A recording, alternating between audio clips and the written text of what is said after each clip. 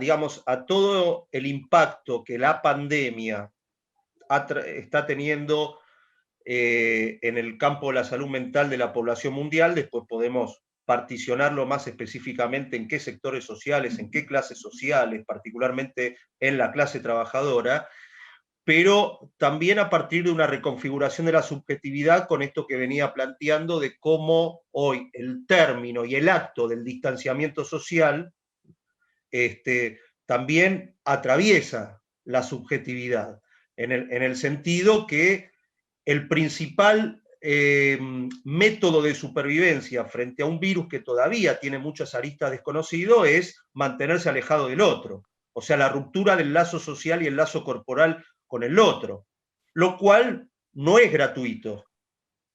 Freud en un momento de su obra dividía la angustia de la angustia señal y la angustia automática, ¿no? Y cuando habla de la angustia automática, él decía algo así como que hay todo un quantum de líbido que tiene que ver en las relaciones con el otro, que cuando no son encausadas o no se tramitan, muchas veces se transforma en malestar o en síntoma. Por lo tanto, hoy, digamos, la pandemia, el miedo y la incertidumbre que ha instalado como, digamos, como un fenómeno mundial, porque estamos todavía en medio de primeras olas, segundas olas, ya no sé cuántas olas que hay, y donde obviamente esto es una enfermedad mortal, porque ya hay más de 3 millones de muertos en todo el mundo, el miedo, la incertidumbre, la angustia y la ruptura del lazo social a partir del el que elijan, el aislamiento, aspo, dispo, aislamiento, distanciamiento, por supuesto que además de toda una serie de sintomatologías, bueno, conlleva a un malestar subjetivo, quiero decirlo en criollo, esto de, bueno, tiene otro fenómeno que es muy interesante, ¿no? Y que tiene que ver también con un aspecto que no es menor, que la proximidad con el otro y la ruptura de este distanciamiento social no solamente puede traer aparejado un peligro literalmente mortal para uno mismo, sino que uno puede ser un peligro para el otro. O sea, ya pasamos a ser peligrosos, el otro es peligroso para nosotros, o nosotros somos peligrosos para el otro, de una manera invisibilizada, porque como bien saben, este virus no es con esta nueva denominación que antes de la pandemia quizás no la conocíamos, que es lo asintomático, ¿no? Hace que uno pueda, digamos, si pretende acercarse en pandemia a otro, dice, bueno, no tiene fiebre, no está estornudando, no tiene tos, no debe tener el virus, vení, dame un beso, dame un abrazo, está todo bien, me saco el barbijo. Y sabemos que no es así.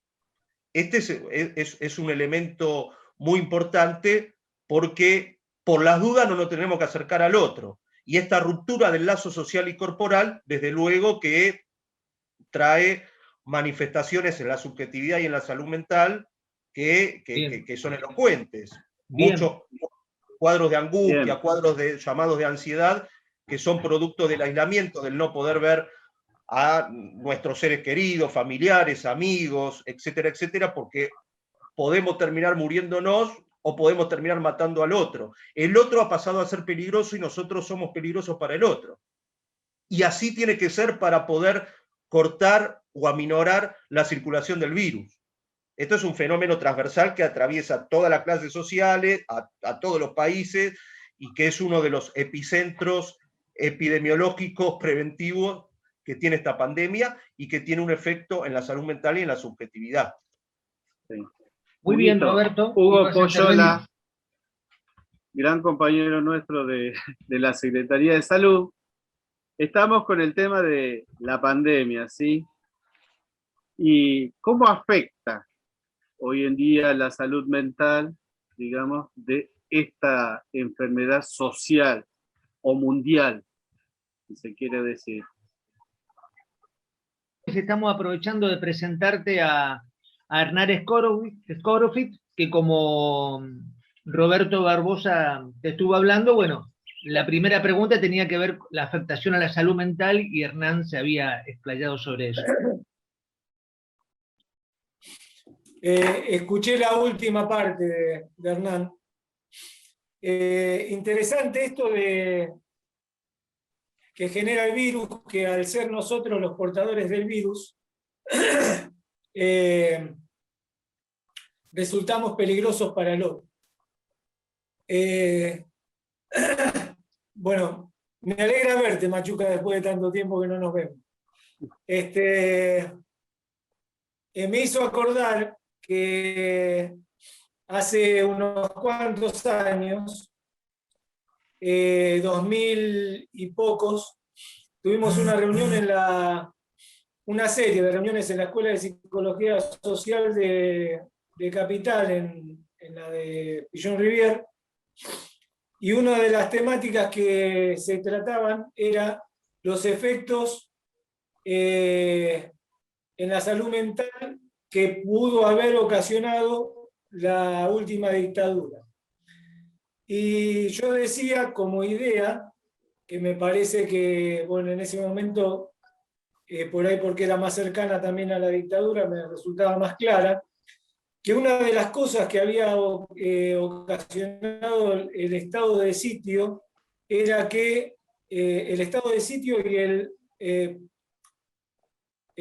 por algo habrá pasado, en algo andaría, etc., era que el otro se había convertido en un peligro para uno, porque el estado de sitio, por un lado, prohibía las reuniones mayores a 3 personas en la calle, y por otro lado, el encontrarte con aún tus seres queridos o gente que vos conocías, te podía poner en algún tipo de riesgo. Es decir, aparecía el vínculo sitiado. Hoy, en algún aspecto muy diferente, porque el trasfondo claramente es diferente y la amenaza también es diferente, pero es cierto que en una sociedad como la nuestra, donde el apego al otro, la demostración de afecto, la cercanía, el abrazo, el darnos la mano, el darnos un beso, el compartir un mate, que hoy somos 3 y hay 3 mates, son aspectos culturales totalmente integrados a nuestra vida cotidiana que están alterados.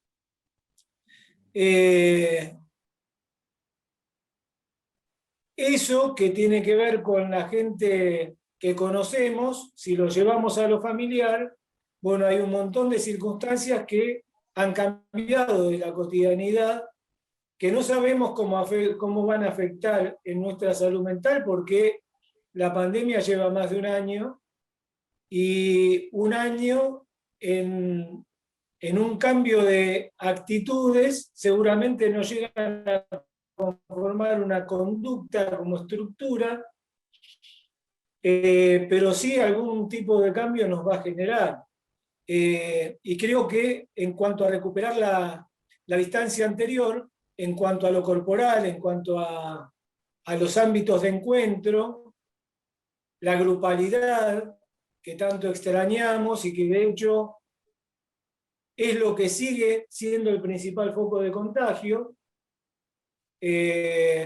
Nosotros acá, yo estoy en la sala, cuando compartimos algo al mediodía o a la mañana, si llegamos a encontrarnos para desayunar 4 o 5 compañeros, estamos subiendo y bajando el barbijo permanentemente, tomando distancia, charlando con cuidado. Bueno, esto alguna consecuencia seguramente va a tener. Creo que va a haber una serie de cuestiones que lo vamos a leer a futuro. Hoy lo que está determinando es que en aquellas personas que por ser esenciales nunca estuvimos un tiempo prolongado de adentro,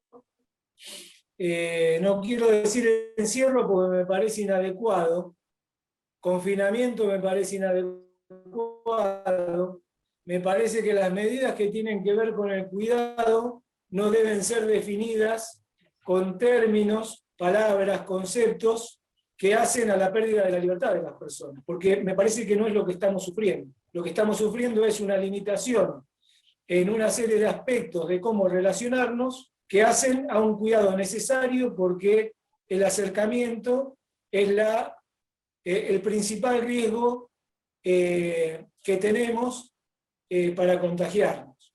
Por lo tanto, la distancia no indica un desprecio y el estar adentro indica un límite que tiene que ver con el cuidado y no con un confinamiento o con un encierro. Me parece importante aclarar esto porque conceptualmente yo por lo menos no acuerdo con esos términos, pero además porque hay una utilización política muy irresponsable que viene de la campaña antivacuna, es decir, todo lo que se cuestiona para cuestionar un modelo de gobierno, nos ponen a nosotros en el medio, cuestionando todas las medidas de cuidado que se toman. Entonces me parece que es válida la aclaración. Estamos en función de ver qué hacemos con la preparación de un delegado en una escuela. Bueno, hoy me parece que un delegado debería poder militar la no concurrencia, el no agrupamiento de niños y de docentes. Bien, estábamos viendo que el tema de la salud mental, sí, es un tema bastante serio, no profundizado a nivel social, ¿sí? Pero, digamos, dentro de las escuelas nosotros tenemos compañeros que van a volver o están trabajando con este aspecto. Como decían ustedes, gente encerrada, gente, digamos, con un distanciamiento y demás. Ahora, el ser delegado, ¿sí?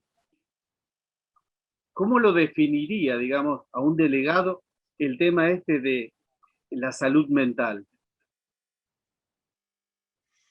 Bueno, es una pregunta amplia, ¿no? Sí, muy Yo amplia. puedo hablar, a ver, si se quiere, en base a una casuística, empezando por mí, que yo soy delegado, también en mi facultad, porque soy tengo una función de delegado porque soy el secretario general de la comisión interna de mi facultad, del cuerpo docente, ¿no? de mi sindicato, pero también estoy un poco como de los dos lados del mostrador, porque por mis labores de analista también tengo pacientes que son delegados docentes y que traen sus problemáticas, ojo, desde su singularidad, atravesados por si se quiere, por un aspecto imaginario más colectivo y más general, ¿no? Porque acá hay un entrecruzamiento de problemáticas que hacen a una cuestión quizás más general y más social, y después cómo se tramita singularmente, no digo individualmente,